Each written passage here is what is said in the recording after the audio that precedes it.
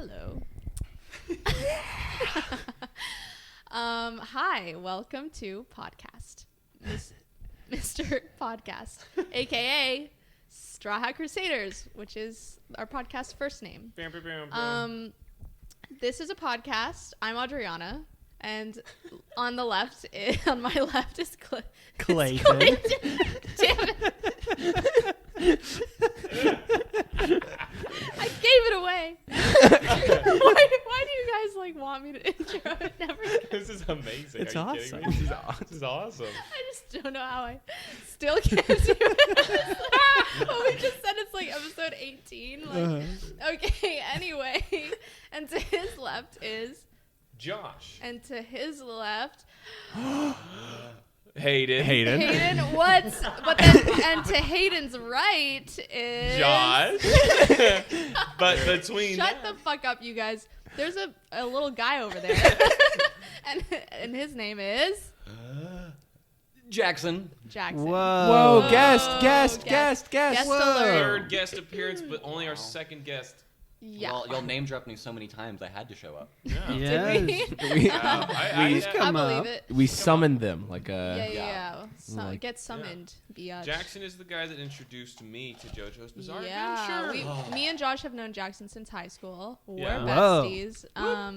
And yeah, Jackson's liked JoJo for a while. But yeah, anyway, Jackson, why don't you tell us about what your experience with both things are as your guest? Well, okay, so it all started in 1998. Okay. No, I'm just kidding. So yeah, kind of as Josh and Adriana talked about, I kind of started. I was the one who kind of started the whole JoJo train on on this side here. It kind of started in junior high. I think that was kind of my first exposure to JoJo. This was the peak of my first anime phase, as you know, many people have. I was in deep for a hot second. I was watching a lot of other animes. I was watching. We don't care about that. Yeah. We're not here to talk We're about about it. two. This is kind of a podcast about two things. Okay, all right. Sorry. But yeah. So basically, basically the important part about that is I was just watching shit to watch it. If you asked me what my first impression of JoJo Part 1 and Part 2 was in my 14-year-old mind, I would not be able to. I was just watching shit to watch it. So I started watching JoJo when I think the third part was animated, and from there it didn't really it was kind of in the vault, right? I didn't really do much of that information. But then whenever Part 4 got animated, I kind of I watched that because I cannot let go of shows when it comes to animes. I'm still watching Attack on Titan, even though I don't give a sticking that show. I finished it the other night. No, it's right? really good. It's really good. I liked it. But anyway, sorry. We're sticking to two shows right now. But We have a You gun to liked it? Jackson's You head. liked it? I heard it was a controversial ending. yeah. We can talk about that. Yeah, yeah. We'll talk about that. But Anime politics right now. yeah. But then whenever the end of Part 5 got animated, I think a year or two after that was whenever I became roommates with Josh and Adriana. And at that point, I remember at that point I was okay, this shit is good. And I think for some reason what really for me, I'm not really the type of person who's you gotta watch anime, but I just knowing Josh as a person and knowing the show JoJo's Bizarre Adventure, I just really, really wanted to see what would happen if the two mixed, because Josh is a very much a person who's he needs to know what's going on at all times. And JoJo is not a show that will allow you to do that. So I was like, Josh, please, I just need to see how this is gonna go down. How's everyone doing? Yeah, pretty well. Well, also, I wanted to say we just can't find a lot of guests because, again, not a lot of people read One Piece. There really are not a lot of fans of One Piece. JoJo's Yeah, it's a very way more popular. Yeah, underground so that's series. kind of why we're where we're at. But yeah, how is everyone doing? I'm doing pretty good.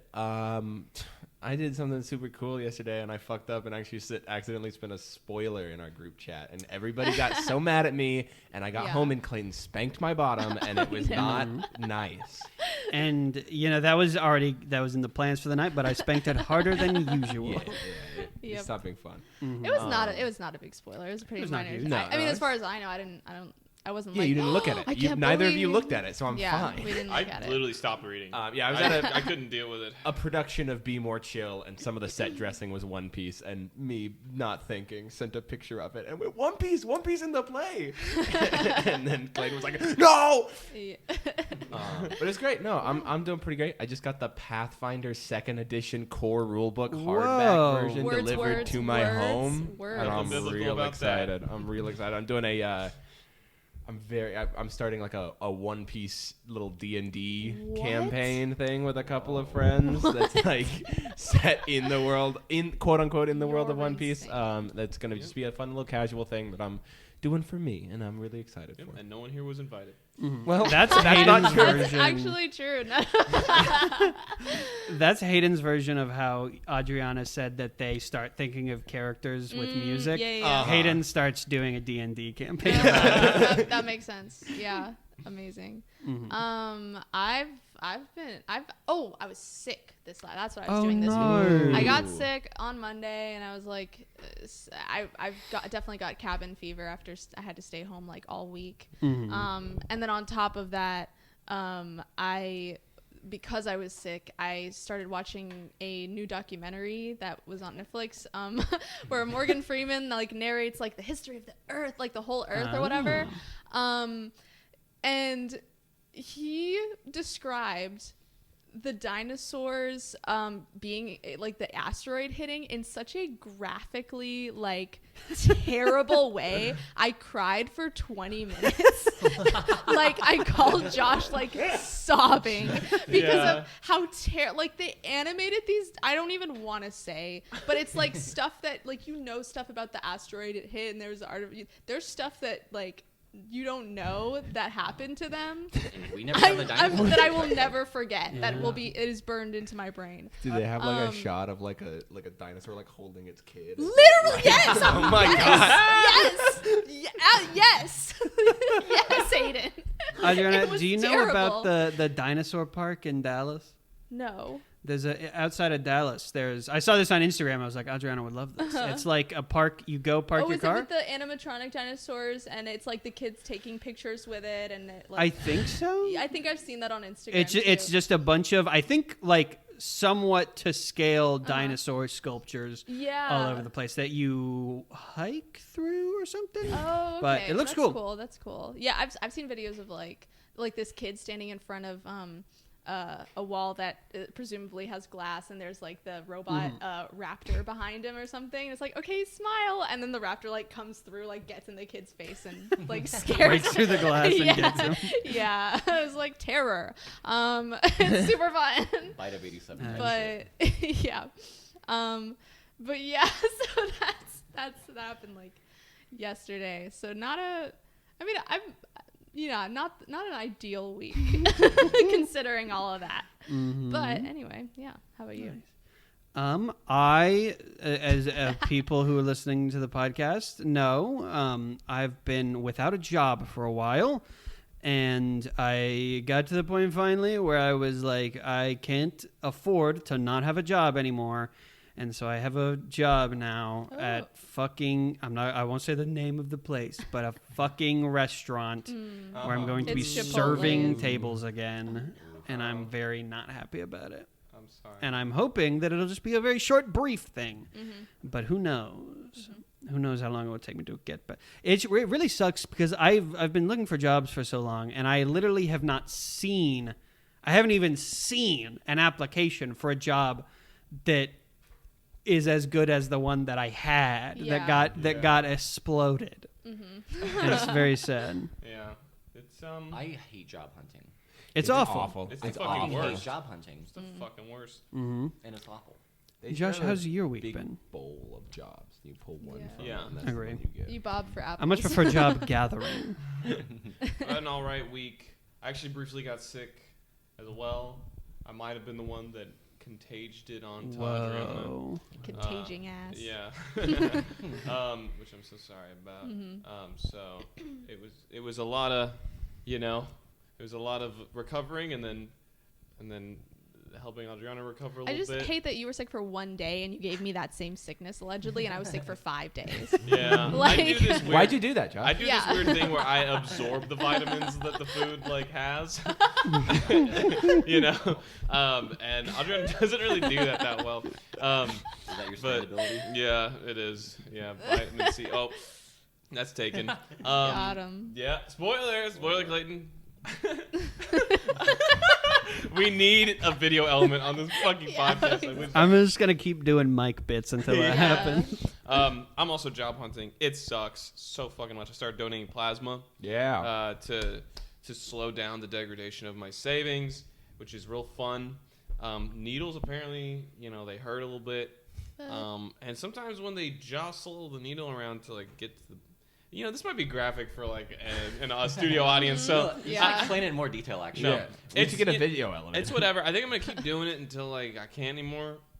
Or Until you're out of blood. yeah, but they give the blood back. They just take yeah. the plasma. But I had a nightmare recently that I was working as a barista again no. because Oh, no. I had been employed and had been looking for a job. What? Sorry, you just reminded me. You had a dream the other day, and Clayton was in it, and we forgot to tell Clayton about it last podcast. Do you remember? What What? the Yeah, hell? you the one. Do you remember? Was this a naughty Wait. dream? No. Oh, I wish. But what? It was was it Clayton or was it someone? They had an opinion on JoJo, and then you had a reaction to that. Oh my god, I don't even remember. Remember this. It was something like no, it was the prequels. It was. Oh it yeah, was- no, we were at this table in this dream. We were at this table, and Hartrick's like, I mentioned the prequels Yeah, it once, was- and Hartrick goes, "The prequels suck," and I went, "Fuck yeah!" I like screamed at him. I just, yeah. But we that don't. does seem like an apt thing that Yeah. really could happen at this table. Yeah. Yeah. Josh screams at me a lot. I do.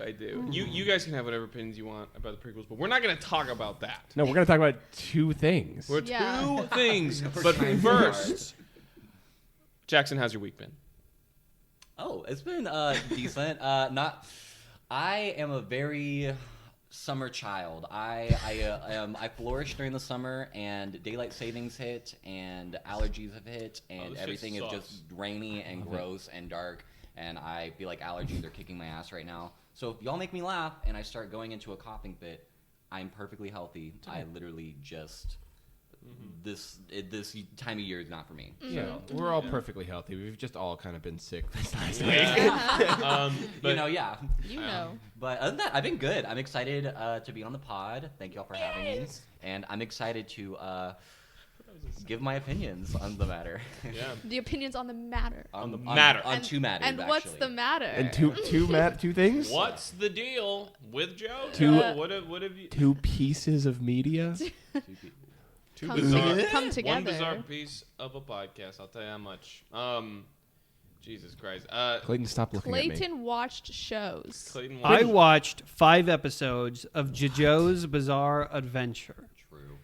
and I have opinions about it. Whoa. We Jesus the episode Christ. arcs that we watched, just so everyone is familiar. We watched the Nijimura brothers. Yeah. We watched Echoes. Echoes Echoes versus versus the Lock, Listen, and we watched Surface. Mm-hmm. 5 Yeah. episodes. 5 Oh, episodes. What's the first opinions? First thoughts, opinions. first I gotta thoughts. say, I'm gonna start off. Not to be mean, I'm gonna start out with something I don't like. Kind of the well. I had a few issues we'll go over. One thing that I kept noticing, not a fan of Josuke's theme. Seemingly. Wow. What? Is that controversial? To be That clear, I'm is talking about the music when Josuke starts being like, Oh, the "I'm gonna get you," and it's like, Yeah. boom. It's really Oh. cheesy, isn't it? Wait. Yeah. Oh, you mean the front Like riff, it's the beginning of a porno. It sounds like. Yeah, I mean, it sounds like the beginning of like it sounds like a Or like a skateboard Ford- video. a Ford version, yeah. Wait, you talking about the dan it? Yes. Oh, Yeah. Okay, that. but what about the part when it goes into the piano and stuff? How did that part go? Sing Okay, it. so, That's awesome. Yeah, that's awesome. okay. Okay, That's everyone fine. loves that part. Yeah, that's Okay. like one of people's like favorite themes. But Oh yeah. But yeah, that first part is just like the intro to it. And I can always get- notice yeah. it, and I'm always like, Yeah. No, you're that's valid. not him. You're gonna have to get used to that. It isn't him. It doesn't seem. Yeah. Yeah. I gotta say, Josuke, I love. Yeah. Josuke's so good and This cool. guy's great, dude. I told Josh this already. There's a moment where I really latched on to him. Is he's at the Nichimori brother house place, and he's talking to Okuyasu, and he's like yelling at him. He's like, "Hey, you can't go past!" And Josuke's like, "Let me in there. I'm gonna help my friend."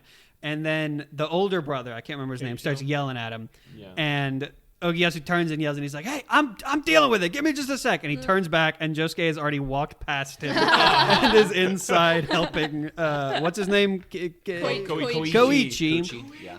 And I was like, this guy is awesome. And he grew on me in these episodes. I'm a big Josuke fan. Awesome. Yeah. He's great. Yeah. Yeah. Josuke is so good. He Although is I good. noticed he is. We'll get into this later, I guess. But he feels very Jotaro-esque to me in the beginning of part 4. Like, there's a lot of things about him that feel like. I feel like they do that a little bit at the beginning of every part, though. There's always kind of like this side of every JoJo that they kind of elaborate on in the beginning couple episodes, and then there's kind of a shift, and I feel like it really solidifies. My interpretation of that is I've never really felt like that's like a misinterpretation of the character. I think it's more of just kind of like a more nuanced take of it. Because, I mean, like, the whole side of, like, him interacting with, like, the turtle in the first episode or two is, like, I don't know. I feel like that, I won't say too much, but that kind of, we don't see much of that again, I don't feel like. Well, I don't know. I think that the opposite, that we got, no, the opposite of what you said, which, like, about how he's, so I didn't. Interesting. Interesting. About, like, I think that his introduction was not, like, purposefully not similar to Jotaro, just because he's silly. Like, that's like Jotaro was introduced. I agree. Like, and he's just like not a silly guy. No, Josuke has this like. Sorry, go ahead, Clayton. I think for me, the difference that they make very clear immediately, Jotaro has nerves of steel. People do not get to him under any circumstances.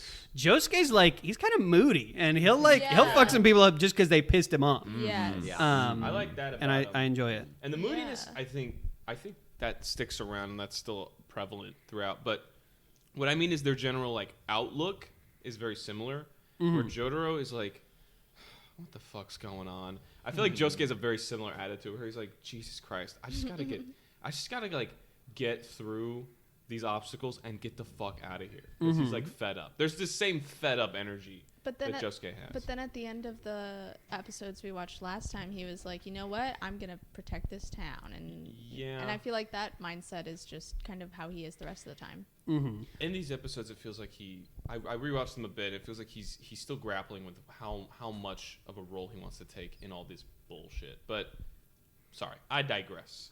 I think it's just interesting that for arguably the first time in this series so far, we've gotten to a point where we can talk about multiple aspects about a character in a way that we might not have been able to for the protagonist in part 1 and 3. So I really like that the characters are becoming a lot more dynamic this time around. 3-dimensional, yeah. Yeah.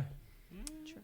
Jotaro is very 3-dimensional. Jotaro is 4-dimensional. Jotaro is very three-dimensional. Yeah. Jotaro is playing maybe- 7-dimensional chess. Yeah. But, that's an opinion. Jotaro Plinko, I'll say it again.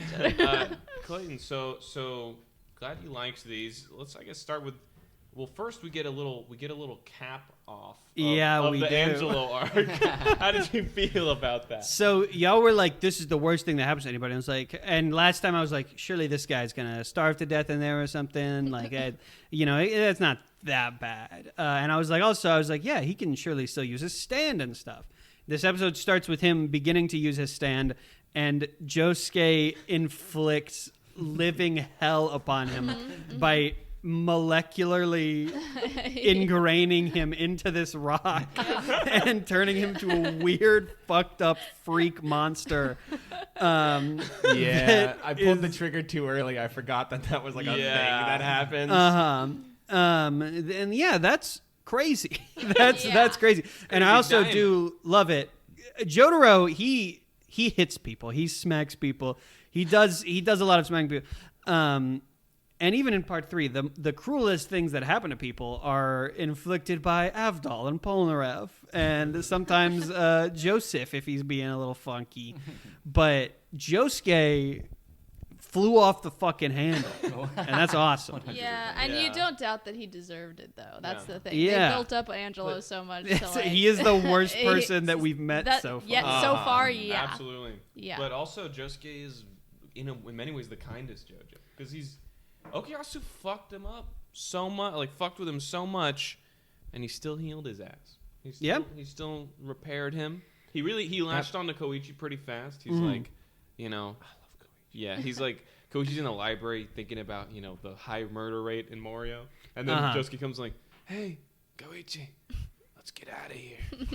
I like nice it because vibe. it doesn't feel like he is consciously deciding like, oh, I need to do the right thing, or like, oh, I feel like I am bound to do this. It feels like it is that easy that he instinctively wants to help people. He didn't fucking like Okuyasu, but he was like, yeah, the one thing I need to do, I need to factor in is I need to heal this guy, and that's cool. Also, he grew up he's like the first one to grow up with a kind of like pretty normal family situation. He's just like a well-adjusted kid so far, Middle class kid. Yeah. No dad. No dad. Well, maybe we'll get his dad's. I hope we get his dad's. I miss his dad. No dad, find him. No dad. And definitely no dad. But after that, we start to get, and I'll say this as well. Every stand that we've met so far is better than any stand in the entirety of part 3. Period. I gotta disagree with that. Period. But I'm glad you're enjoying it. I like maybe the world or the void can compare, but let's see. I'm gonna pull up my list and look at what my least favorite stand we met in these episodes is. I have my rank is going again, but because I think my least favorite is Surface. And honestly, Surface to me does kind of feel like a part 3 stand. It's fun. It's fun. There's some fun things they get into it, but even then, it becomes so different than just like, we need to fight this guy, and it's suddenly like, there's a Josuke running around, and that's crazy. The Lock is pretty far down. I'll just run through my rank. Right? Bottom, Surface, then Aqua Necklace. Still thought he was cool. The Lock, very interesting. Hasn't shot too far up for me right now. For the purposes of part 4 currently, next is Star Platinum. Then above him, I like Bad Company. Bad Company was just fun. It's a bunch of army men. Yeah. When it was revealed what Bad Company was, I was so excited. Are you talking about you like Bad Company more than all of Star Platinum? Or you mean Star Platinum in terms of his presence in part 4? His presence in part 4. Okay. Yeah. And what we've seen from them. I think Star Platinum will always be one of my favorite stands, but I'm just overall, especially now that we have things like, for example, my favorite in part 4 so far, Crazy Diamond. Yeah. Crazy Diamond is basically Star Platinum, but with kind of a cooler ability, in my opinion. And I still, overall, from everything I know, I like Star Platinum more because he's so fun. But the abilities, I think, really start to get special in this part. Echo is above Bad Company, then the Hand is my second favorite, and then Crazy Diamond. Hand is so cool. Period. I love He's Bad scraping Company. things? Bad Company being like this concept of like a stand that is multiple little entities, just a horde of dudes is so fucking. It's such a fun concept to play around in, especially because it changes the entire way you see like stand battles. Where it's like, no, you can no longer just like punch the thing. You can't punch 1,000 ghosts. You have to punch one guy. It's also like appealing to, I think, our generation of Toy Story watchers. You know, like that was right around like the. I don't know, like the army guys for that. That was reminiscent for me. It was like the little like animated army guys. When they, especially when they started like parachuting down, I was like, little toy soldiers. Yeah. I thought it was a fun stand. It didn't really like. I don't know. I was annoyed at first when I got to this fight because I was like, this feels like a detour. To me, that felt kind of like a part 3 fight. Like, you know, But Josuke just has to punch. He just has to like. You don't have to get closer. Just point your mouth at it. He just has to like punch his way through a bunch of bullets until eventually he can repair missiles that, you know, return to Keicho, which is, I guess, cool. It's a cool visual, but to me, that still just scratches the surface of like, no pun intended, of where part 4 is going to go battle-wise. The only thing that I can think of or remember whenever I think about the whole like Bad Company is just Bad Company is one of those stands where I can only think about their English localization. Worst Company. Worst Company. That's so funny to me. Because Worst Company sounds like the sequel stand. Like that would be like you have Bad Company and then Okuyasu has Worst Company. I would actually love that. Yeah, but a lot of lore got dropped in those episodes. Yeah, we got the introduction of like the stand arrow and stuff. Stand arrow. That's crazy. I thought that was interesting. Mm-hmm. Did you think Koichi was gonna die when he got shot? Not really, because y'all were all like Koichi, and I was like, I guess they love this kid. He's shot in the head. He's in the intro. I fucking love Koichi. Also, we got. I think I kind of saw this coming when we got introduced to Koichi, which is once he has his stand, once Echoes is out, Echoes joins him in the intro. Yeah. Which is very fun and cute. I like that. My favorite part about the beginning of part 4 is Koichi standing there for 5 seconds. Like, no stand. Without the stand. Better without the stand. I could write a 5-page essay on how much I love Koichi. He's actually one of my favorite characters. And I think one of the reasons why I like him so much is just because, like, I really... Well, okay, I actually can't give my full nuanced opinion on it, but because for spoiler reasons. But there's something very realistic about him where it's kind of like I feel like if I was actually in a JoJo fight, I feel like I would have a situation most similar to Koichi, where he's like, "What the fuck is going on? Like, what is actually going on?" And it feels like the most realistic, like, navigation of the situation on just kind of how he comes to terms with his powers and how he ultimately figures shit out and kicks ass. So and especially I love Kakyoin, and I enjoy a smart character. And Koichi's stand is a stand that very much forces him to be very smart. We get a moment in the Surface episode where he puts squish on the guy's ear so that when Josuke has the pencil to his face, the guy thinks he hears Josuke stab himself and is like, there we go, we're done. But Josuke was actually fine.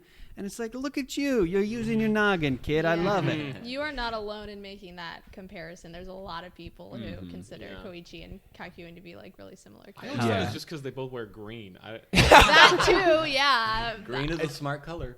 True. Before we move on to that moment, because that moment also happens in something that you and I were laughing a lot over, which is the moment where Josuke hits Koichi so hard he breaks like every bone in his body, and Koichi's just like sitting there, and like it's like revealed later that like Josuke healed him when he hit him, and he was lying there, and Josuke's like, he comes over and Koichi's like, it's a good thing you healed me when he did, and he's like, yeah, no problem, man. He's like, but I broke a lot of bones when I hit that door.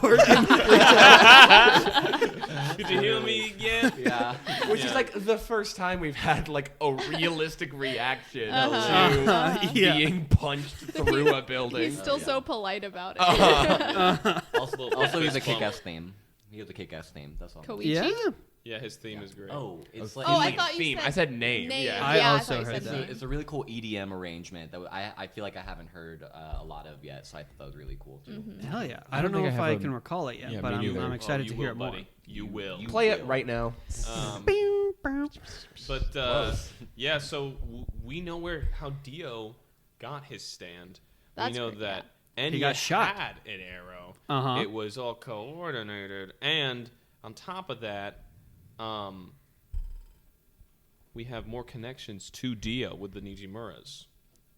Yeah, Nijimura I didn't like dad. that. Yeah. Really, Oh, yeah, I heard was you not a did big it. fan of that. I still don't understand why. Sure. My take on that is first, I enjoyed the Nijimura brothers fights enough that eventually we get and we spend pretty much a whole episode up in the attic talking to the freak. And as soon as we got to that guy, I was just like, okay, what's his deal? I was like, I guess there's like a fucking alien or something in this town, which is like that's curious. That's really crazy. And then they were like, he's actually got a flesh bud, so he's got Dio's cells in him. And at that moment, I was just like, what are we doing here? And then especially Josuke is like, wait, and he like repairs the picture, and it's like he actually cared about his family the whole time. The brothers are like, wow. And it's like, are we changing at the last second so that this brother's emotional core before he dies is his fucked up monster dad with a beak in the attic? And Josuke, the whole time, they think that he's just brainless. And Josuke is the first person to be like, look, you wanted the fucking picture that was in here. So what about that is a problem? I mean, it feels like it comes out of nowhere. I am Yeah. annoyed that we are still harping on Dio in the fourth part. I think, and I know that there will be connections to Dio later, and that's fine. But like finding out, like, well, this guy was actually one of Dio's servants that we never met and didn't matter, and now, guess what? He's got Dio's flesh in him. Which, by the way, push him in the sun. Dunzo, No, you got him. That doesn't work. No, What? Clayton's He's not a absolutely vampire. correct. But it's He's Dio's not, cells. He's not a vampire. He was corrupted. But it's Dio's cell. Yeah, I mean, take it up with a rocket. But he's brother. healing because he's a vampire. He's immortal. He got some of the qualities he didn't. Okay. The real point being, all of this trouble's happening, right? Everything from Angelo through Okuyasu, Koichi, everything, all this stems from the fact that the Nijimuras had a tie to Dio. Dio's, the shock waves of Dio's, like, presence in the story are still yet to be fully realized and felt. That's the main point of introducing that. Yeah, it does come out of nowhere. Like, just, were we supposed to care about this green booger man all of a sudden? Man, Like, yeah. I don't care. But I do think that, like, it's pretty fucking crazy meeting Keicho and his whole goal being, I need to find someone who can kill my dad. Yeah. Like, that's a very anime motivation. Yeah, I did actually, because I rewatched these episodes, and I do remember, like, I think I had a similar feeling to you when I first watched this. I was like, I don't fucking give a shit about this guy's dad.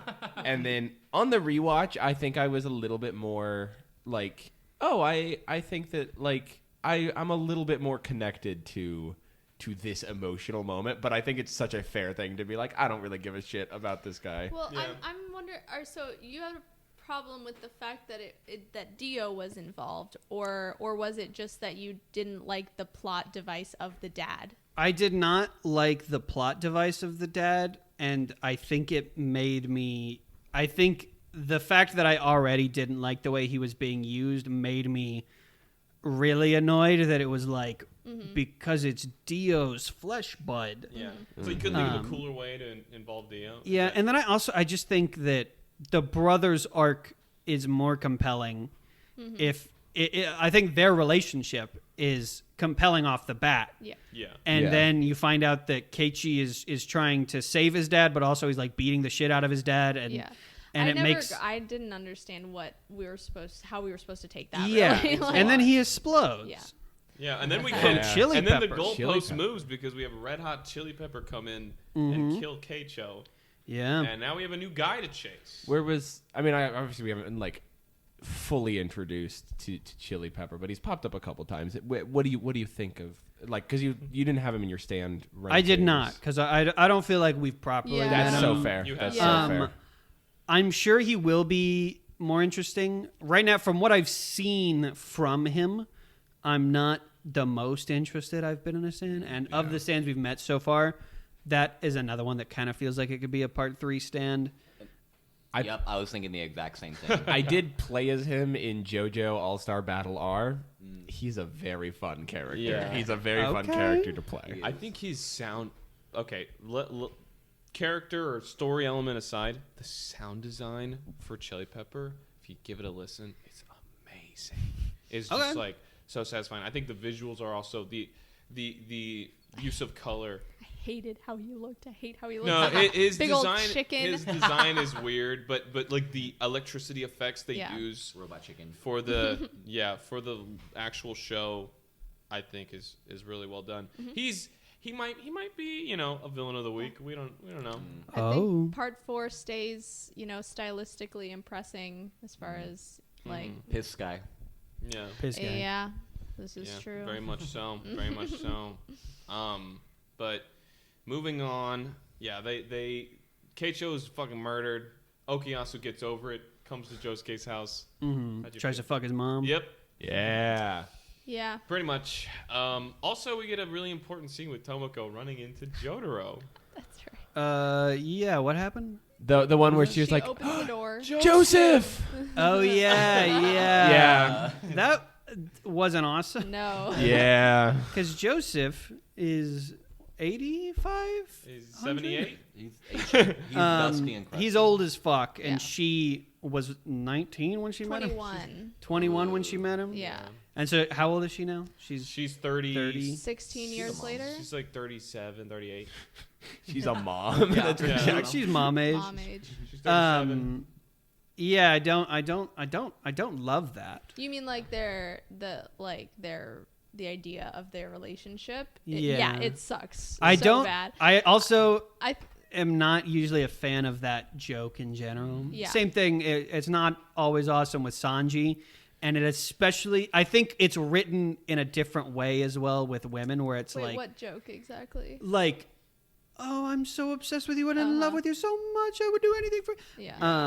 And it's especially weird when it's a young woman and a crusty old man. Yeah. Well, I think the funny part of that scene to me was Jotaro's reaction. I did enjoy that. Yeah. Character development on Jotaro's behalf for not For not cussing her out. yelling Yeah. and Uh-huh. Yeah. Because I've always seen her. I guess maybe I'm not interpreting it the same way as you, but I felt very like sad. Like I didn't feel like we were supposed to be laughing at her. I felt like we were supposed to be like, oh, this is a very like negative impact that Joseph has had on somebody's life, but and we're supposed to like. I don't know. I was taking that unless it's like a joke about like Jotaro's reaction is funny, but like that moment on her is like a big like character moment. Oh, really? for I her. took it as like it was supposed to be making fun. Yeah, Like- it's kind of played for laughs the way, That's- and that's I just how laughed. I interpret I'll say it. it. I laughed Yeah. when he's like, I'm not Joseph. Look, I don't have wrinkles. That's what he Yeah, it tells- really didn't make sense for her to do that. It's like, Yeah. I mean, yeah, they do look very similar, but like, Did he get younger? yeah, it's like yeah. Joseph. When you met Joseph, he looked like he did around how he did in part Maybe 3. she needs glasses. Maybe. Maybe. It'd been funny if they mentioned that. She says that to everybody who opens her door. Actually. But yeah, I like having sleuth Jotaro. I like having Jotaro who's trying to put It's such a pieces good together. vibe. It's such a vibe. I Yeah, love with it. like the arrow and like he heard that from Angelo, and then he's like, "How is this related to Dio? How many threats are in this town?" Yeah. It's really cool seeing Jotaro take this more proactive role. Yeah, I'm loving Part 4 Jotaro. Yeah.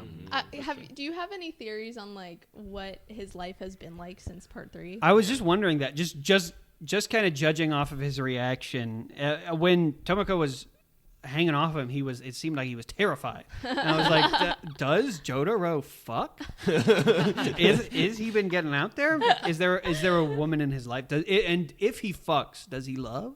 Do you want? Excellent questions. That's Stay a really tuned. good question. Good question. How If much of that are you then- okay knowing now? I don't want to know now. Okay, good. No. I mean, if it No. comes up, yeah, don't tell me. Okay. Yeah. So we meet Tanami Kobayashi and his stand the lock. Yeah. Well, first Koji gets fucked up on his bike. He just gets destroyed on that He motherfucker. kills a small kitten, but he Yeah, doesn't. But he doesn't actually do that.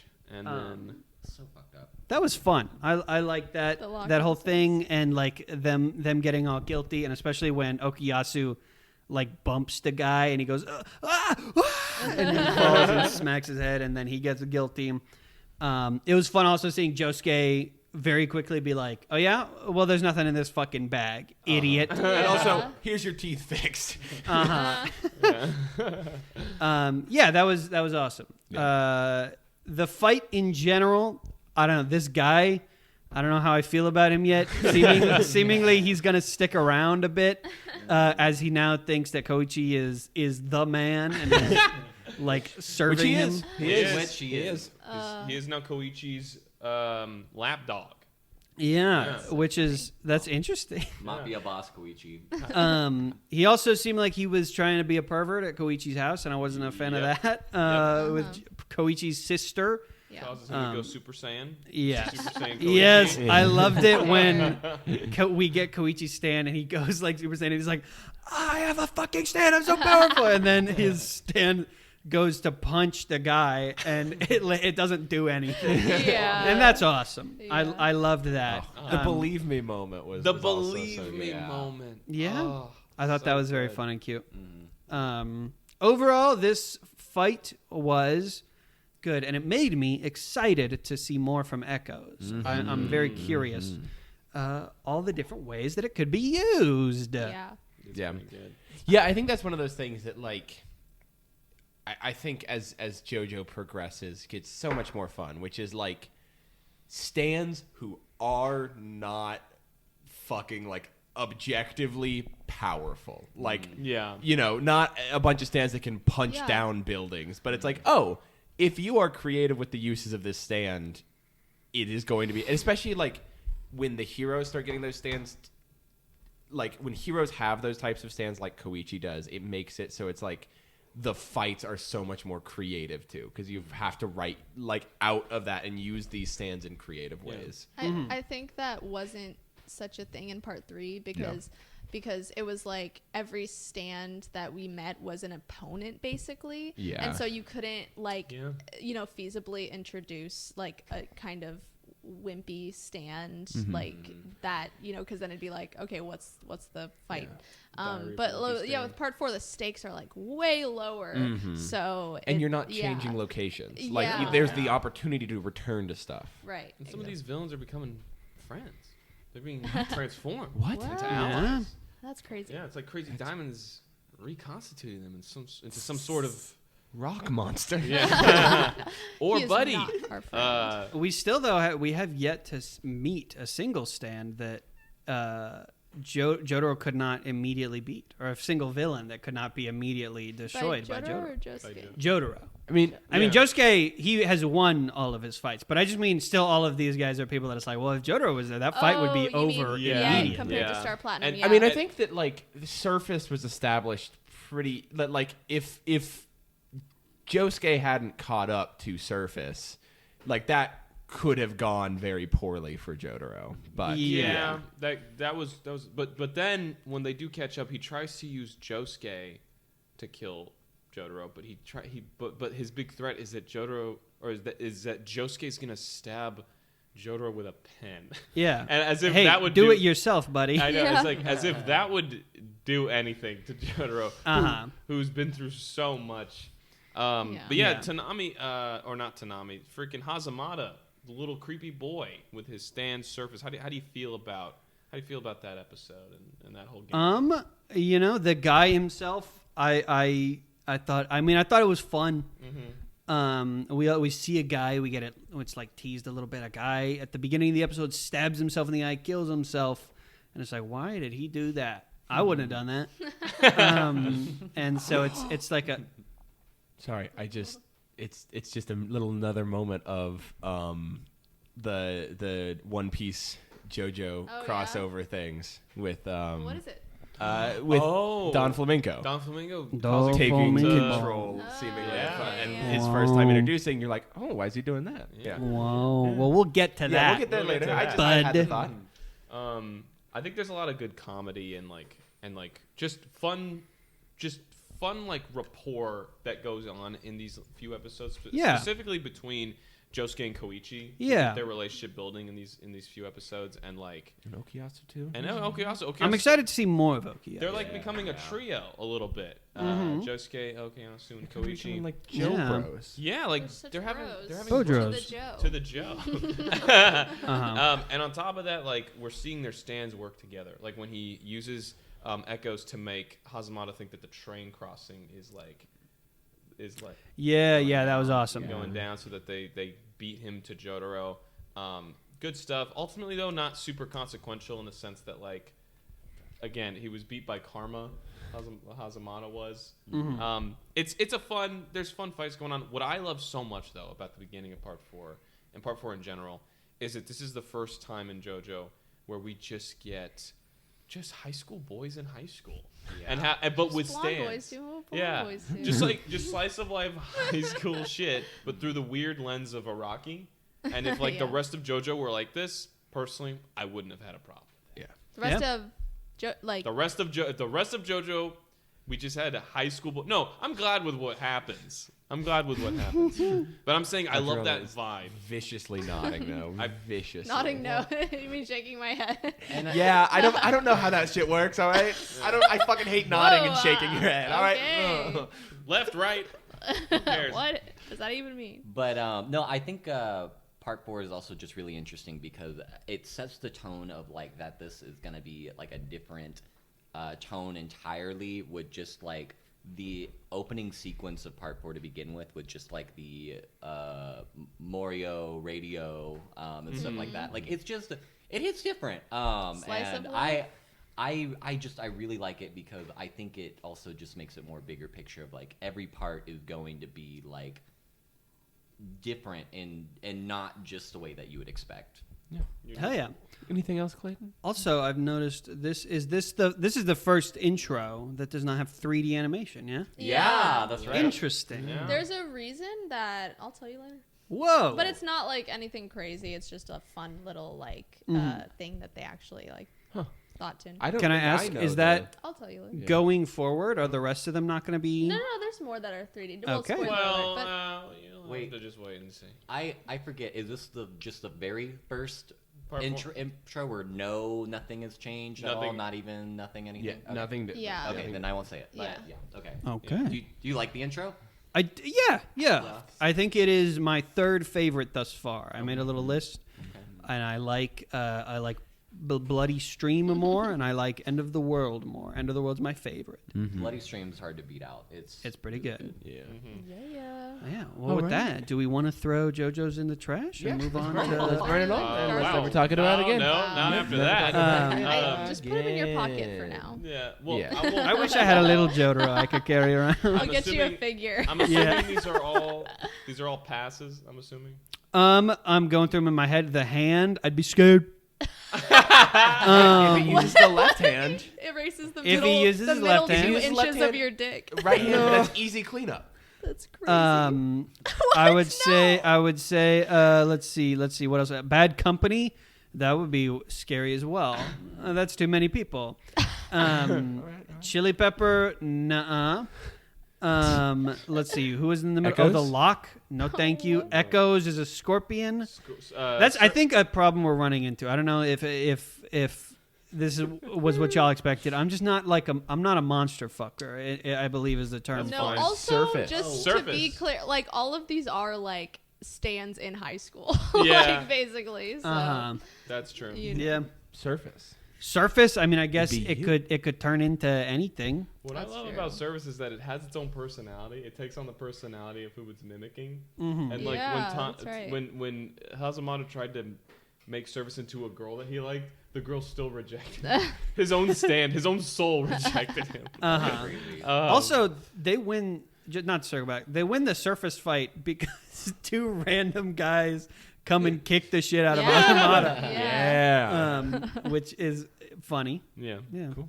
But yeah. Well, that's all I think we have for JoJo right now. Should we talk But about? Let's look up in that piss sky, and I see a Piss cloud there. What could be happening on that cloud? up in the piss sky. Clayton is dumbfounded. What? Hey, Jackson, Yeah. what do you think of One Piece so far, not including the stuff that we'll talk about today? So, what do I think about One Piece? So, so I'll get the low-hanging fruit out of the way. Sure. In terms of kind of going into One Piece and what my perception of the show has been before, jumping on the bandwagon and actually reading it. But, Nice. I mean, I think a lot of, I think I kind of shied away from One Piece for a bit, kind of growing up, just because of, the very proportional women. Sure. The R slurs aren't great either. What? And it. Huh? Huh? Yeah, and reading it, there's like throughout the early chapters, there's like What translation are you reading? Oh, yeah, no, I'm no, reading no. a different. Okay, well, so I'm not reading the right material. Yeah, there's like I guess the translation I'm reading, they instead of like calling people idiot or dumb, it's like Oh, Oh, my god, man. that's Oh my crazy. gosh. You know what's Every Are you time? not?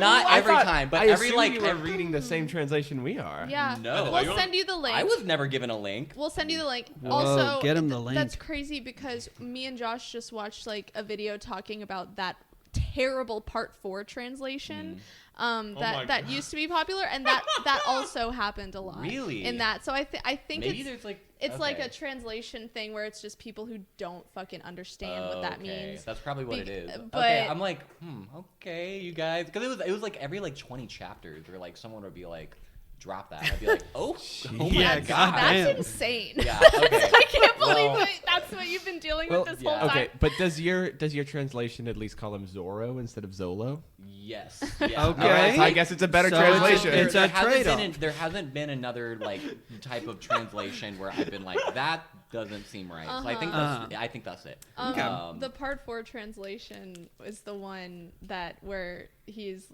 I don't want it's the one where he just says chew when he's in the Yeah. Do you know what I'm talking What a about? beautiful, What I want to hear people more about doing- this, yeah, but yeah, I don't I'll know show if we you have time. later. what a It's- beautiful duang. It's just hilariously bad. Yeah. Anyway. Yeah. But and also and I'll get into how my opinion has changed because I do feel very differently about One Piece now. But beforehand, for some reason, I just don't fuck with pirates. Like as a theme, I haven't. Like The aesthetic. the first interaction I've ever had with pirates ever was Pirates of the Caribbean. What was the first one? The Black Pearl The or whatever. Curse of the Black Pearl.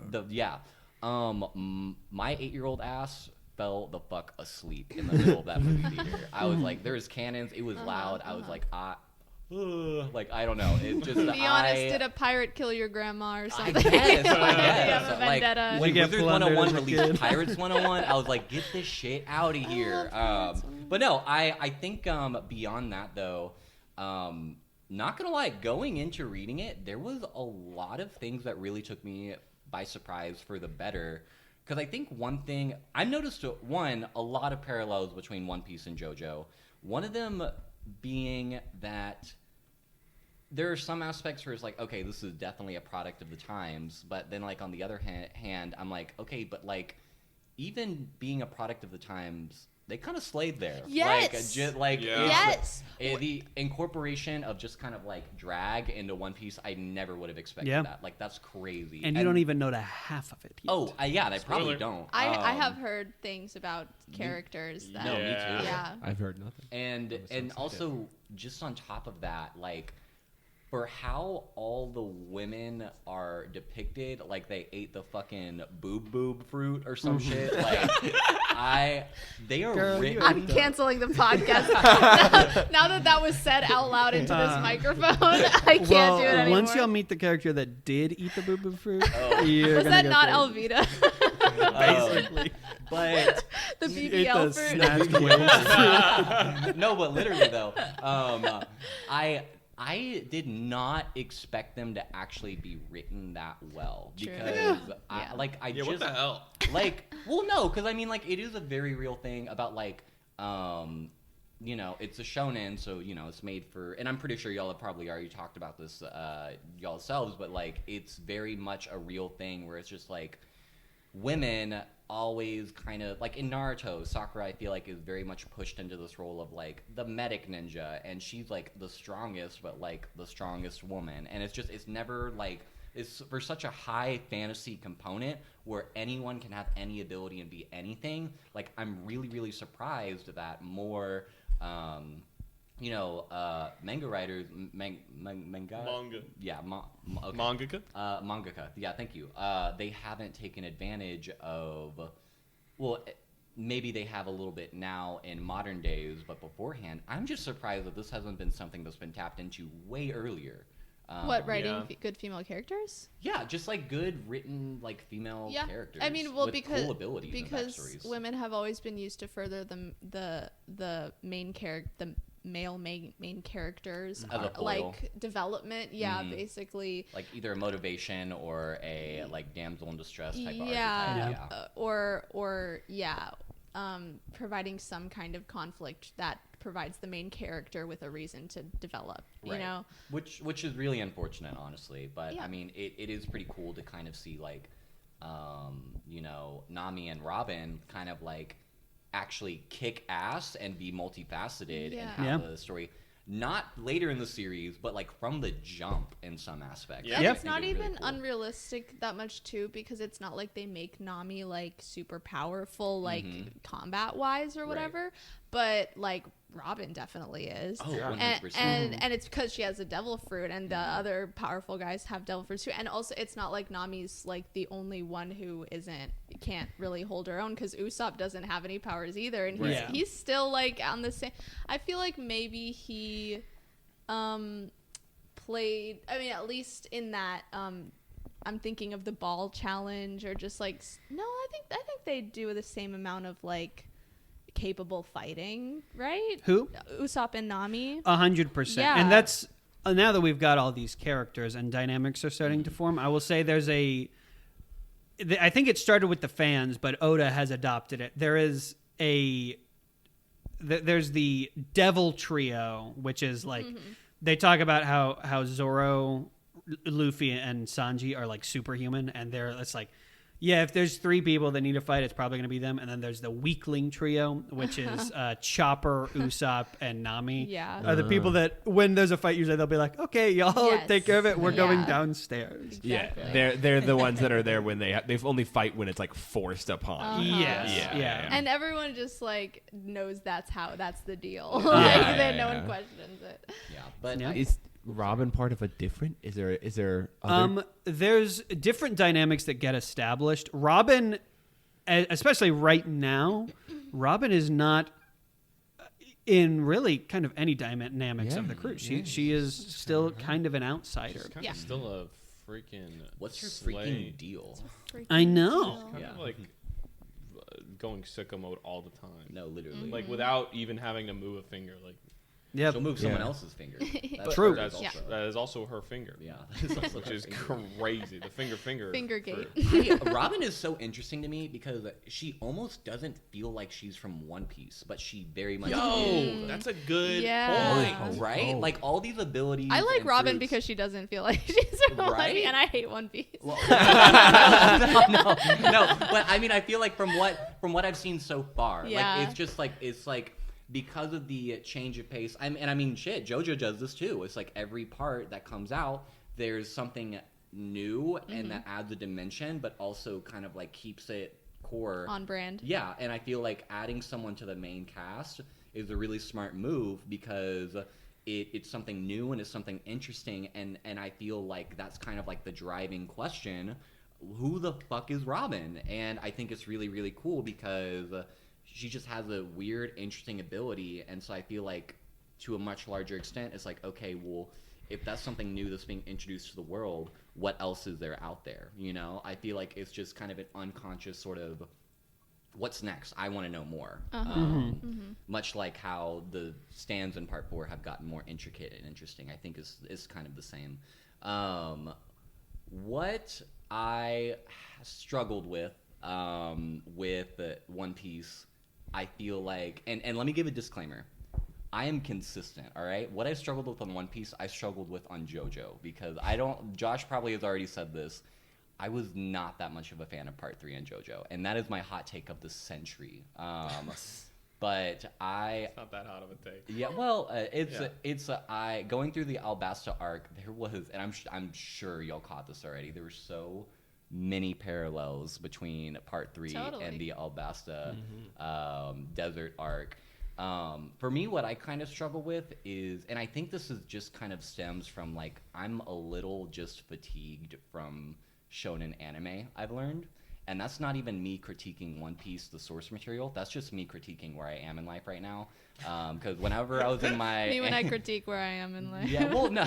Well, because it's like, Yeah. whenever I was kind of like in peak anime phase, and I know we're only talking about 2 shows here, but like, I it was was... joking. You can talk about one. No, but I mean, I watched wasn't. all of Naruto, even the filler episodes. I watched Oh, wow. all of Fairy Tail. I watched all of Hunter x Hunter. Like, I have seen this formula, and for me, I really like the thing that I really like about One Piece and that I respect about One Piece is that like there is definitely it's very ambitious. Like I knew all the way from the what was Nami's arc again? Arlong Park. Arlong Park arc. That like I'm like okay, the way that the power scaling is and the way that things are set up. I already knew that this was going to be a long journey because that's what the show wanted to be. And I think that's super cool. I can't do a villain of the week. I cannot. That's what I didn't like about Part 3. For me, I love a really, really interesting villain. So if you give me a villain that's going to fight someone and I know they're not going to make it more than an episode, it's very hard for me to get interested in it. Like all the Arlong Park enemies, I was kind of like, okay, like whenever Nami, I fucking love Nami. Whenever she was battling Miss Butterfinger or whatever, I was like, what the fuck is going on? Miss Butterfinger? Yeah, no, I know. It's but I don't know. I think One Piece, like I would say to encapsulate my feelings as a whole, I really, really, really was taken by surprise on because honestly, you can't. One Piece is not a show you can judge by a book or by its cover. Like it really is a lot more multifaceted than I thought it was going to be. But that's my piece. Sorry, I took up a lot of screen time there. All good, all good. I'm glad you're reading it. I'm glad to hear from you. Yeah. Yeah. And now we should probably get into what is happening this week in the world of One Piece. What do we think, folks? We finished The hurricane. Skypiea. Skypiea. The best One Skypiea, Piece we I've left read the since sky. the end of Alabasta. Whoa! Yeah. Josh liked it. What are I y'all's liked it thoughts too. overall? What- Sorry, I was looking at that claim of the best One Piece I've read since the end of Alabasta, and I was just like, it's the next arc. Yeah, but so I'm saying But I feel Yeah, it's yeah. the specific volumes. yeah, these 2.5 volumes yes. have been the best since the And cap off. This of finale, Alabasta. Josh likes as much as the Alabasta finale. I It's like the final. right? I like the finale as a whole a little more, Mm-hmm. but I Whoa. like the ending note and the overall impact of Alabasta more. Like Yeah, I yeah. like Alabasta more as an arc, but Skypiea I think had a more solid final act for me. It was really good. Whoa. It was very really good, surprising because I was not super Alabasta from beginning to end, literally from Whiskey Peak all the way through till Vivi's goodbye. I was pretty much into it with very few moments of lull. Skypiea took a while.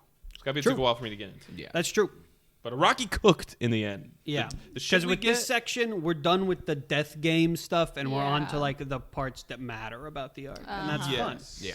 And that shit Um, was pretty So fire. right from the beginning, we got one of the first things that happens. Luffy's up there. He's up Regular there. Luffy, not water Luffy. Well, no. Yeah. Regular Air Luffy, Luffy. and then Space Out. Gum Space Gum Out. Space Gum Out. Gum Space Out. my I had God. seen that panel before, Really? and as a meme, I did not. I completely forgot about it. So when I saw it, I went, "That's the." I like lost my mind. It's kind of like when I saw the famous Enel screaming Oh God. Oh yeah. face. But True.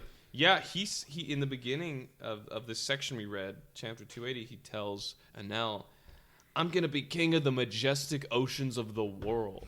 Kind of more contextualizing what he means by king of the pirates. I guess that would be, I guess that's obvious, but just him stating it like that made me feel like, oh, okay, so he's got a little bit in mind with what that title means actually has. I think it goes to like he has this respect for the you know what I mean? Like For I the don't know, what? for Yeah. the ocean. He's And and also I think it's like, yeah, I'm repping the blue sea people. We love the blue sea in this house. Like so Blue it's lives. cool. JK. Luffy does Oh, not cut that, care cut that, about- cut that. Cut that. Hey, mark that. And Yeah. we're gonna If cut it. anybody doesn't care about blue lives, it's Luffy. Yeah, that's Yeah. Luffy the monkey. He definitely doesn't care about the blue lives that are on the marine. Anyway, so he's got an arc. Enel is like Moses or some shit. And I mean Noah or some shit. Yeah. He's got a little golden Noah's arc, Ark. and he's gonna enact Deathpiea with it. That's so funny. Operation Deathpiea. I read that and I was like, is that they call it that? And then they say it like 5 times. I was like, Yeah. damn, he really is like, and now we're getting to stage 4 of Death Pia. It's because he's so proud of coming up with that. He wants Yeah. to say it so often. Yeah, I'll no, be we're, real. we're at the end of the line. Death piece. Yeah. I'll be real. By the end of the arc, I actually didn't fully get why he wanted to. He destroy Skypiea. I mean- personally go ahead. Oh, sorry. Go for it. No, you Oh, go for it. You go. I just personally don't think that his motivations were thoroughly enough explored or explained. yeah. But it was fascinating I- until we found out. I saw it as like Enel when he was leaving. He was like, "Yeah, this place has served its purpose, and I'm not gonna let anybody do anything with it either. Like, I'm Right. done with it, and so that means it doesn't deserve to exist anymore Yeah. because he's fucking crazy." Definitely, that's the He has a thing. god complex, Is that yeah. it was like all you had to rely on, or all you had to lean on was like, oh, okay, I guess he's just crazy, Yeah, you know, yeah. and that's not very And much he just of a wanted to compelling. like demonstrate how powerful Yeah, he was. which you is know? like, Yeah. okay. I mean, Prove he's a god. I'll accept that. I just don't really. Yeah. Enel, I think, has a very compelling presence. Yeah. But once you get to his motivations, it's like his main motivation is that he's a fucking asshole. Yeah. And And he it's wants like, to okay. go. I literally thought to myself, is he talking about the moon at one point? And I was like, that's You did stupid. say that. You That did- was stupid. He wouldn't go to the moon. At the end, he's flying to the fucking Go to the moon. moon. Endless Vars? Endless. Going to I- the moon. He's Pia. going. Yeah, to moon Pia. I want piece. a Wallace and Gromit claymation spin-off of him on the Uh-huh. moon. Yeah. He's gonna be real disappointed when he finds out that I- the moon landing moon didn't piece. happen.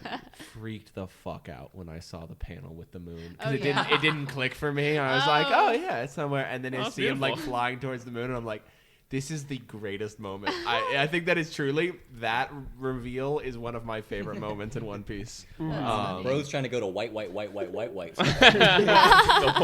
The white sea.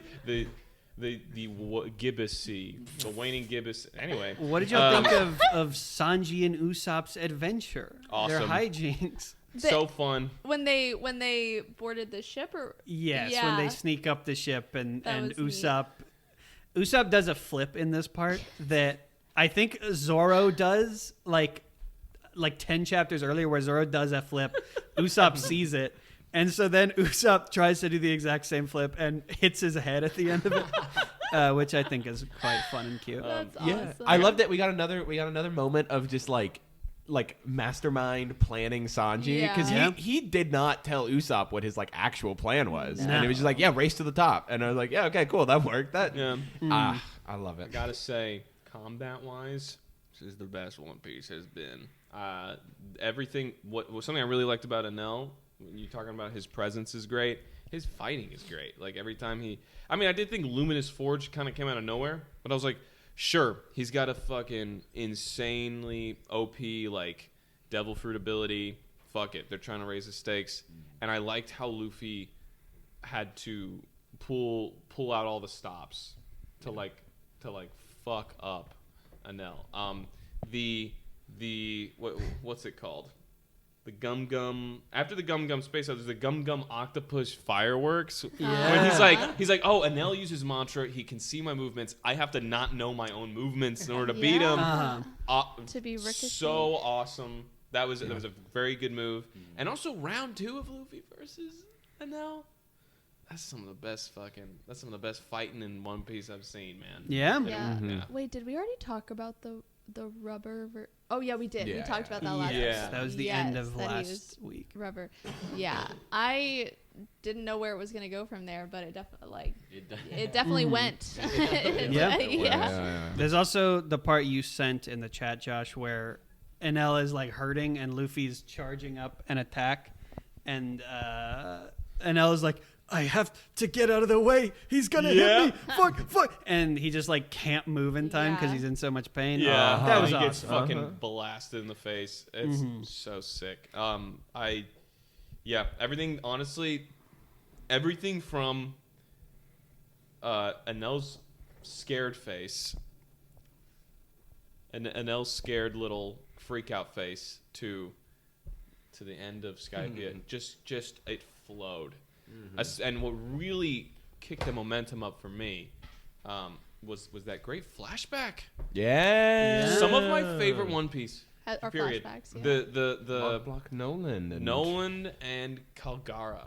Yeah. Really Amazing. cool, big old snake Yeah. Yeah. I loved all that build up. died. There was some weirdness with the themes, I will say, where it was a bit. Nolan had like a Right. white savior complex a bit. Yeah, I talked to Clayton a little bit about this, just when I finished reading the chapters, just briefly, because I didn't know if it was something we were going to get on. Because I am not the one to talk about that, but I definitely was like, when I first started reading that, I was like, I don't know if I was- love this exactly. It was specifically when he was talking about like, you guys, your silly beliefs are in the way of progress and Yeah. like progress is so much better than whatever you guys are doing. Yeah, I think it Because- feels a little funky. I think there's parts of it where, for example, the Nolan and Kalgara both definitely have things to gain from each other, and Kalgara is no idiot. As well as like Nolan realizes that their beliefs are important when he realizes that the trees that he chopped down for scientific reasons were sacred. He's like, Yeah. oh yeah, no, we fucked up. We shouldn't have done that. Yeah. Yeah. And I appreciate that. I love that. But I definitely agree loved with what that y'all are moment. He's saying. like, we're gonna leave all the gold on the as Yeah. a token. I think what you say is like this like thing of they do have a lot to learn from each other, but I think the story doesn't spend as much time showing what Nolan learned, like what Nolan gained from them. You know? Agreed.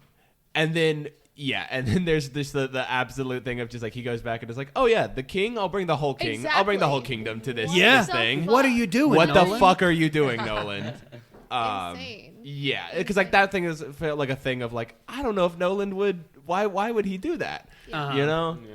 There's nothing bad that could possibly happen from Yeah. that. I will say there's the scene after the knock-up stream where we get it, like they get shot to the sky. All the Shandians are like, "What's going on?" And the bell is like ringing because of the ruckus, and we see all of the sky people that are like, "What's that?" With like the Yeah. looks on their face. I had like goosebumps and chills. That was it was like terrifying Yeah. seeing their Yeah. reactions Because to this. they're like, you escaped one colonial power. Yeah. Now get ready for the sky white people. Yeah. That shit's gonna. Yeah, And then it was like, it was they like the do thing come of in. like, oh, Kalgara would have fucked up the entirety of the king's forces. Like they would have all died. Yeah, yeah, because they were weak as hell from the journey too, and the king's forces were, were weak, and and they didn't have enough oxygen, or they when they got knocked up. No, yeah, I'm saying Kalgara, like the king's forces on the ground, like on the water. I'm saying both those things were working. Like he went from Yes. having the advantage to like having the disadvantage. Exactly. Uh-huh. That's the point I make. And it's Yeah. like, that's a bummer. That's a Yeah. bummer. Also, the giant jack it's just there in Skypiea. Yeah. yeah. I liked that. For some reason I thought that was part of Jaya, that was gonna be part of Shandora, but it's not. It's what it's what Shandora lands on. The whole gambit to knock it down so that it will fall and allow Nami and Luffy to fly through and get to Enel was sick. But yeah, no, sorry. All the lore that was dropped with Jaya and its history with Nolan, and just it brought so much, and then bringing that back to Wiper hearing that story as a kid, Mm-hmm. and that being his impetus to just like to take back the city, to restore this bell and something that meant so much to his ancestors, like. It worked for me. Normally, I'm not like, I don't really super buy into the whole like, I'm doing this for my ancestors thing. But Wiper was so taken by a tale of bromance, like I was. Because also, You know, Golgar and Nolan were in love. They both died. They both died worrying and hoping and praying that the other one was okay. Yeah. Yeah. And that is beautiful. And there's things you could say about if they were friends or not. Yeah. And I think that it makes it really compelling having already set up ahead of time. And I think Oda, it's like a magic trick almost by the time it gets to the end, where it's like there's no way this could have happened if Oda didn't have like a vision ahead of time, setting up the reveal of the bell being rung, both of the descendants of those two people hearing this, as well as the snake itself hearing it and getting to jam to that, all being topped off by the moment of Luffy's shadow being seen, which was set up with the fucking giant Shandy and Shadow's amazing. Yeah. It was full circle for sure. Yeah. I was gonna ask, like, do you want to guess where my cry count was? But Yeah. that- Of course. Yeah. Insane. It's amazing. Insane. I also did I ever tell you what my tier count was? Did I ever tell you what my tier count was? Stay at the normal distance. You just need to talk This towards it. sucks. You just need to talk towards it. Wait, can you hear me now? Yes. Okay. Do you want to know where my tier count was? Where was it? It was seeing the shadow in the sky. Yeah, why do you act like it was gonna be something else? That's what we were just talking I didn't remember if I'd already told you. But on top of that, but really seeing Mont Blanc Cricket's reaction and being like, Yeah. I'm glad they're okay. He's like crying. Uh-huh. And his journey, the proof is there. He's fulfilled. And then when he talks to the monkey guys and he's like, so what do y'all want to do next? I was like, hell yeah. Nick Fury and credit scene. Yeah. What I want to know is, and I feel like this was kind of like alluded to a little bit, but I don't think it was ever explicitly said. What is the other way to get into Skypiea? Like, there's a few ways. There's a few ways, but I know it's like the timing of the geyser and the cloud. I know that's like that's the kind of knock like upstream is how they got there. Yeah. Well, I remember there was like one person who said it explicitly. It's like, oh, well, the way that you've gone, like, you know, people didn't go that way until like the olden days. But like, there's two ways, There was, like, and an one is either east 0 gate? and 100 chance of making it, or it's like, you know, you lose your crew along the way. And I'm like, what the heck is I that? believe, and this is something not to, I don't think this will probably come as a surprise, but knowing the One Piece science of like how the White Sea works, Skypiea is not the only sky island. Yeah. There's many white kind of rivers and such that you can take up there. And so I believe what's being alluded to is a pathway to basically sail up into the sky. Seemingly a much longer road that has its own treacheries along the way. It seemed like the White Sea, as opposed to the White Sea, was endless. Like, it kind of stretched seemingly really far. Apparently, there was a route. I think Ganfor mentioned that like in the West Blue, there's like an easy way up. And he was like, "Y'all took that way. Y'all took the hard way up." But everything with Skypiea seemingly came full circle. However, we did not figure out yet who fixed the going Mary. No. What But the they're hell? literally looking for a carpenter now. They're Yeah. They're like, okay, it's time. They It's might time. run into the guy, I guess, that did that. Also, Guy. Goldie Roger beat them to What the hell? The Yeah, point. the beat poneglyphs. them, Pointoglyphs. We're getting some more Why- pointoglyphs I'm curious, stuff. why are you saying it Point. point? I don't fucking know how to say it. And here's what it Poneglyph. here. Because it's Pon- P-O-N-E. Ponglyph? Poneglyph. Plonoglyph. Poneglyph. Poneglyph. Here's the thing. Here's the Is it thing. Ploneriff? Here's the thing. Here's the thing. All right. The I don't plumber. know how to read, and Yeah. I just saying honestly, that explains a lot. That pronunciation means no Listen. judgment. confidently, and Yeah. you'll correct me, and I'll correct it as Yeah, many that's- times as I If there's need. any person Uh-huh. that does that ever all the time, Uh-huh. it's me. And you can ask Josh and Mhm. Adriana. Mhm. Like I went through like Yeah. such a reading phase, and then I never said any of these words in real life. And then I was like, I think at one point you said arbaccio or something. There's a running gag in the like long campaign that Clayton has been running that my character like mispronounces people's names a bunch, and that came from me being unable to remember how to say people's names. That's funny. And my shorthand note writing stuff spelling it all wrong. Oh, yeah. It's great. That's funny. relatable moment. A lot of lore with that though, like Yeah. and I don't know. Did you? I mean, is it a popular theory that the poneglyphs come together to form the One Piece?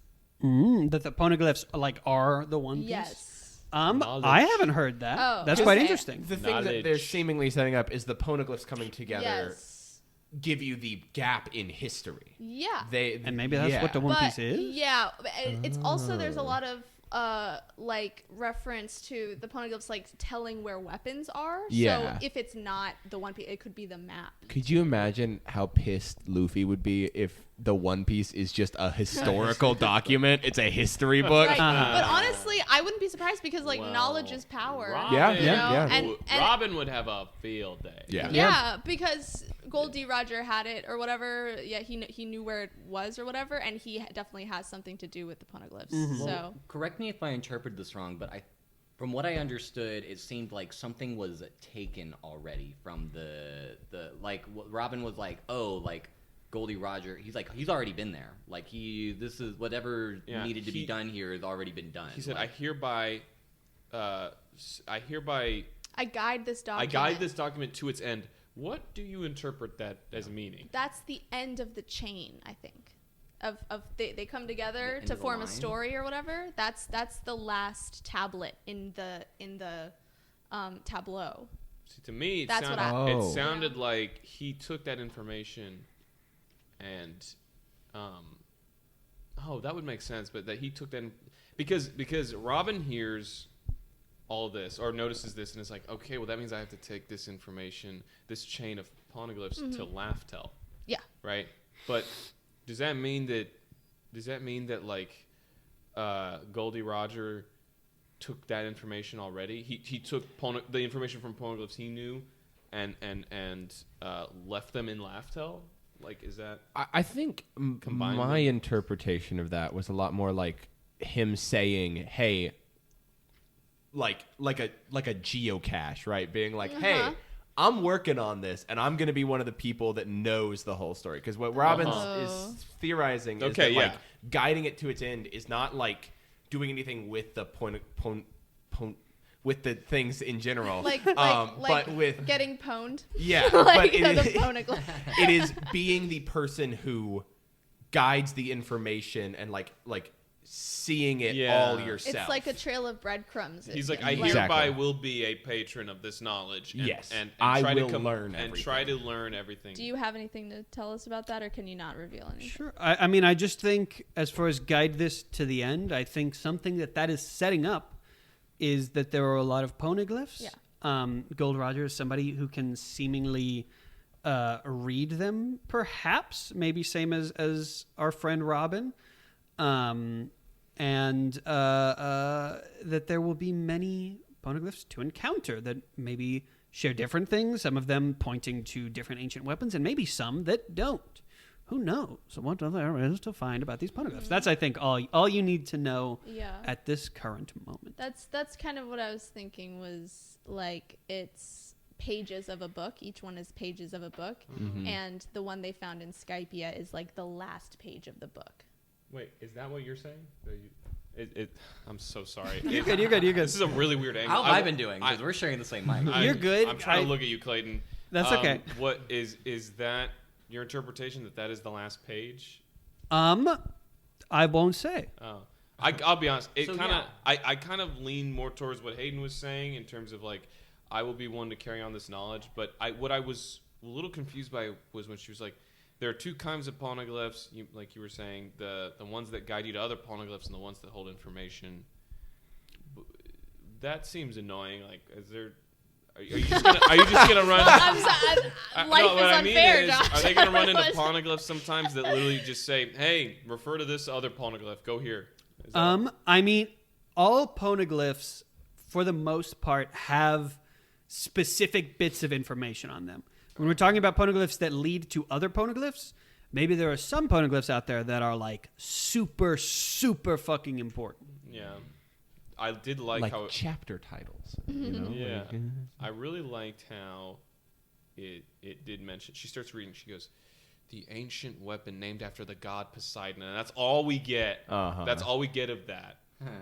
It was just a cool little lore drop. Like, there's something else huge in this world that we don't even have time to get to. Mm-hmm. That's how I feel about like whenever the North Blue or the East or the Northwest or South Blue gets brought up, being like, there's just this whole big bad world that we just get glimpses of, and it's so fun to peek in through little doors. Speaking of that, do we want to finish things up by talking about the glimpses to the big bad world that we get? Yes, I would love to talk about. At the very end of our chunks, we get introduced to a couple new people. Why am I blanking? So first we go back to Jaya, Yeah. and we see that our friend Bellamy is throwing down for some reason with his friend Sarki, the big knife Sarki. The big knife guy. And then Bellamy is seemingly maybe going to K his S because Doflamingo is making him, it seems. What the fuck? What? Yeah. And What we the get a hell? little bit of. I'm so excited for what they're setting up as Doflamingo's goal and desire, because we've had like the past couple of villains have had like a goal that, I mean, especially this one, like Enel, like Luffy did not stop Enel. Enel got his way. Only thing he didn't do is destroy this fucking thing. But that really wasn't his main goal. That was just a secondary thing. Yeah. But like both of the last two villains have had very like clear go to X point and do thing goal, right? Yeah. Like, you know, fucking Sandman wants the Pluton. Enel wants the Sandman. Yeah, I'm giving him a nickname What because does he's Green cute. Goblin- All what right, does he's a Green cute Goblin do in hot One guy. Piece? But Don Flamingo apparently just doesn't want anyone weak around, and I fucking love that as a motivation. I would also say that is a facet of him. Of course. And Doflamingo, I'll give you this for free. He's definitely got stuff that he wants. Of course. That is something that he cares about is having strong people around. But maybe that's just a means to an end. Seems like a problem. I am curious to know what this whole like new age business is. 'Cause Yeah. we got introduced to it quite a couple chapters ago. But it seems like another pirate is coming in, and it's like, we're the new age. We're what that's about. So Yeah. not only does it make me interested to find out what this new age is, but it does make me interested on what the history is and the eras that we have outside of like the Goldie Rogers. I've been era telling and stuff like that. Clayton this so much, but I really desperately hope we get a an extended flashback to Goldie Roger as the Pirate King, and we get to see what his era of piracy was like. Because I would be surprised if we didn't. Roger's death, of course, set off the golden era of piracy, which set a lot of people up, and seemingly what we are dealing with, what Luffy has to go through, is what came of this era. And he's knocking some dominoes down. He's getting rid of Croc, and seemingly other things that have been set up, like Doflamingo is happening, and that's crazy. So, what is your interpretation of why he wanted to destroy Skypiea? I like I said, I think he was an asshole. I don't think it's a strong motivation necessarily, and I think that it was something that was more set up.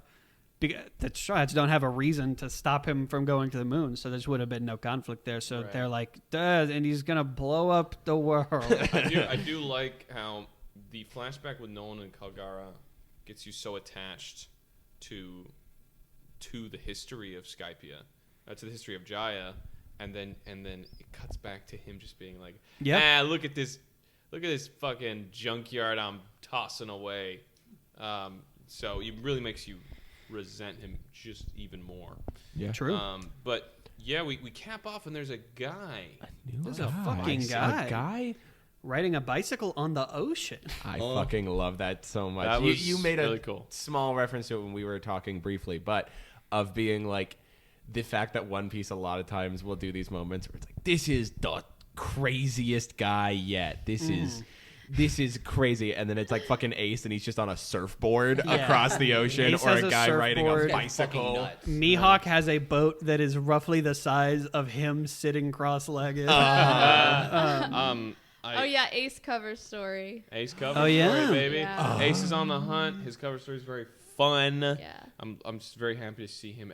I'm always happy to see his face. Yeah. Yeah. And also he's doing some little shenanigans with the Marines. True. He's leading them to a cow farm. Mm-hmm. There's cows Come outside. on. And he Yeah, gave yeah, her yeah. so much Yeah. business. He gave her so much business. I know. Thank you. And that's really what One Piece is about. It's about entrepreneurship. Fuck you. Fuck Wapple. I'll kill him. I'll kill him. Don't bring me back. Also, Wiper has now used the impact dial like 4 times. Yeah, he Just used it a forget third about it. time. Yeah, it's Oda shouldn't have said that. Yeah. He shouldn't have. Why'd he do that? I Shouldn't do have at done least that. like the Chopper's like, dude, your bones are dust. Yeah.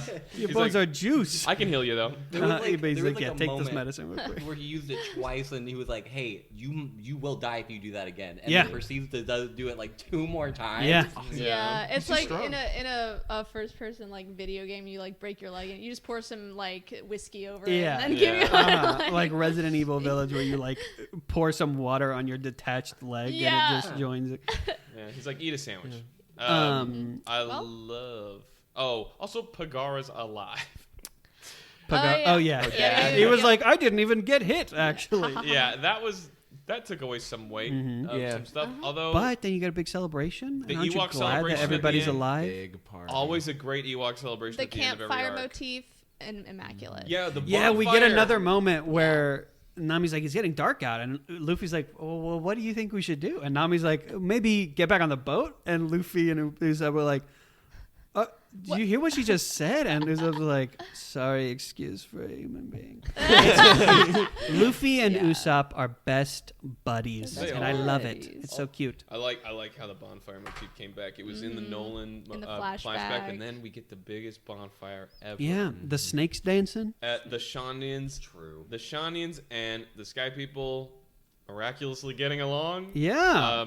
Because Because electing Ganfor gets off his fucking high Yeah. horse, his literal high horse. Ganfor is now president again, or mayor, or whatever you want to call it. Uh-huh. I don't like how they kept the title Kami after I all know. the trouble they've Yeah. gone through. I know. But, it holds a lot of power, I guess. They're going to share the upper yard. Oh, Angel Island, which is one of my favorite locations in One Piece.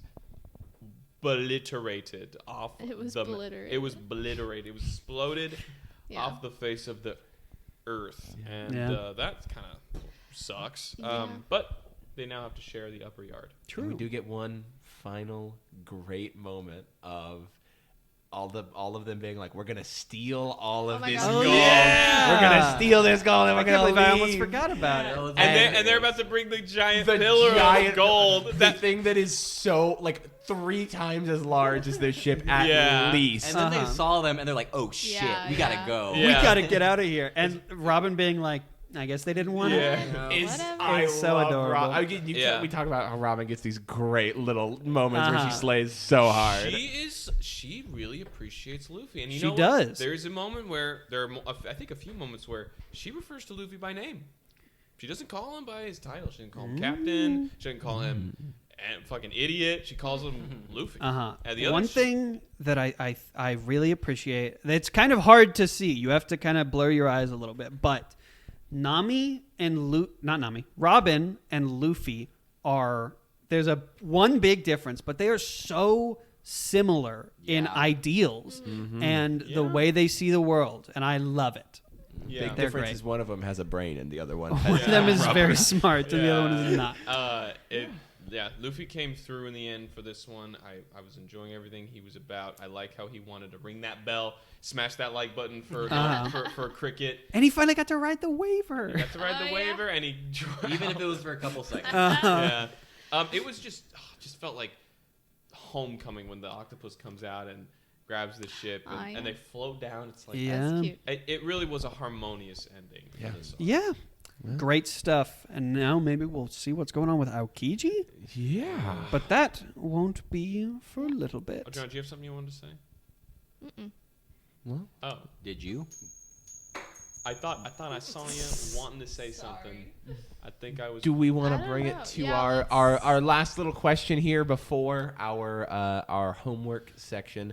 I want to talk about I've talked to you about this a little bit. I want to hone this in as a little bit more of a specific question. Okay. I want to talk about if we were casting a live action version of just part 3. I want to look at this just JoJo's part 3.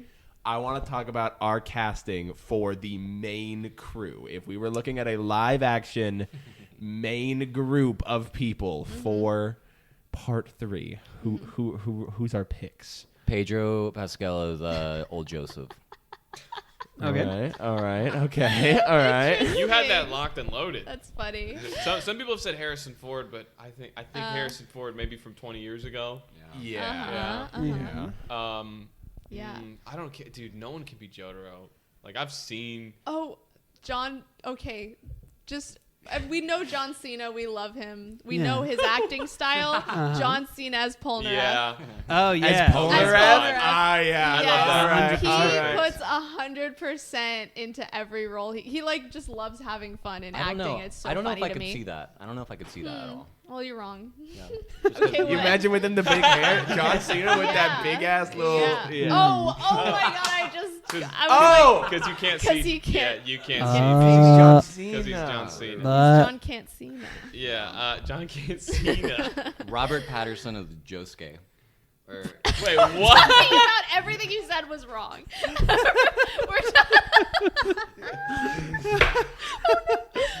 Okay, part 3. Wait, what were you trying to say? What? no, I said it. Okay. Maybe Arpad as Noriaki Kakyoin? I was thinking that he's Who? not Who? Japanese. though. Kakyoin? Who? No, but who as? Oh, Mr. Pattinson. Oh yeah. Well, you know who?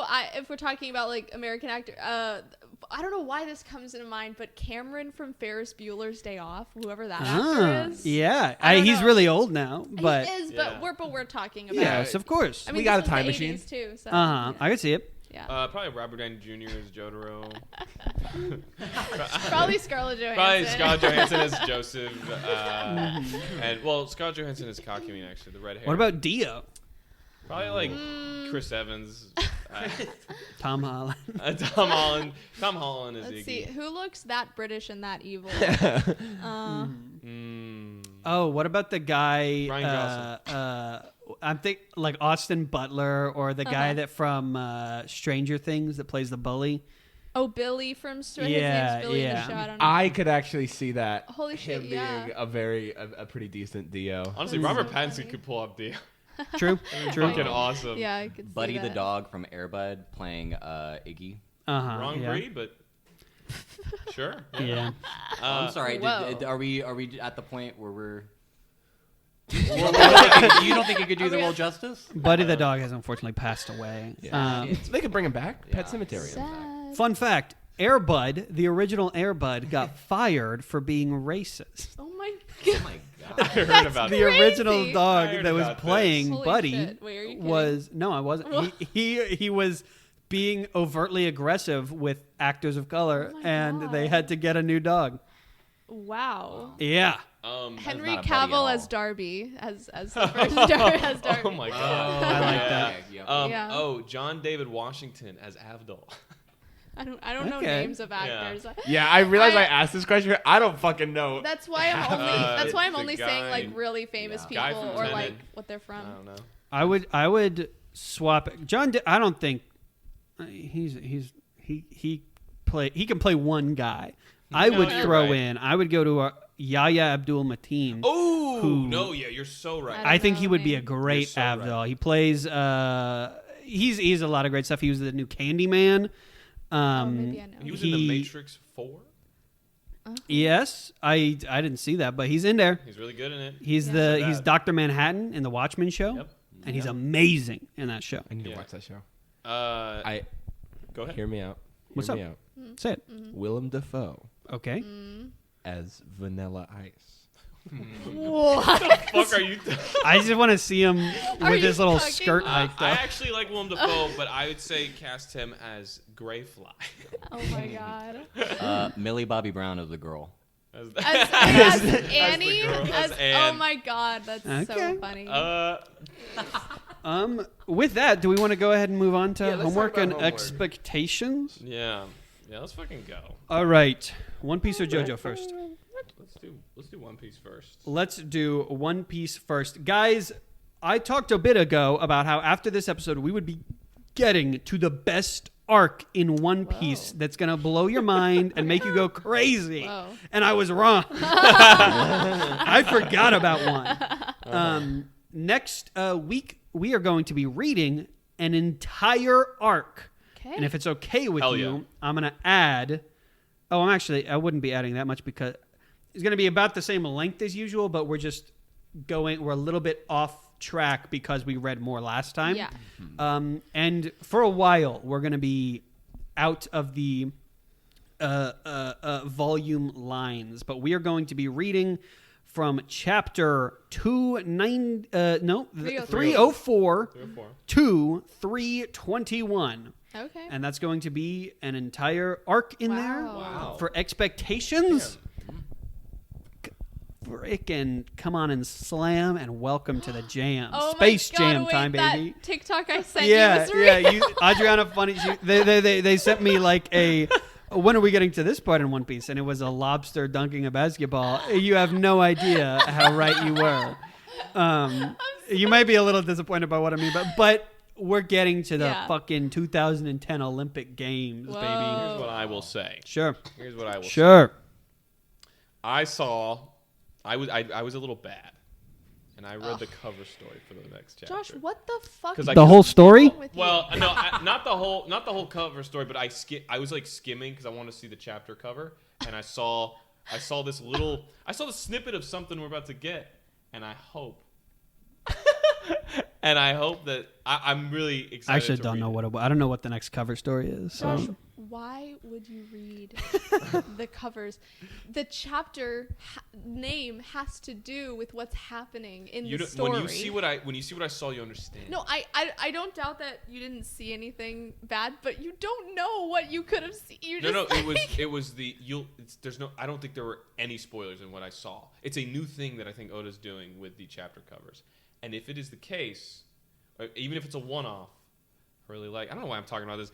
Anyway, I'm really excited to read more One Piece. Can I ask Okay. you something? What's up? Can I ask you something? Yeah. Is that 18 chapters?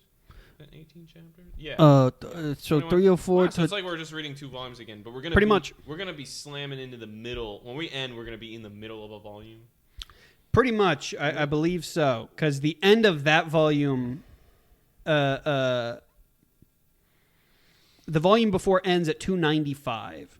So we're going to be 8 chapters into a volume basically Okay. at the end of that. So, JoJo homework. JoJo homework. You're gonna watch 5 episodes of Part 4. Diamond is Unbreakable. Okay, that is 3 battles. Okay. I think you're gonna like it. I'll say that much. Oh, we didn't mention something. Expectations. You're gonna like them. They're gonna be fun. There is a delightful little episode in the middle of this that I think we're all really excited to talk about, and maybe we'll want to watch it with you. But I know that's kind of the bane of your existence whenever we make you wait.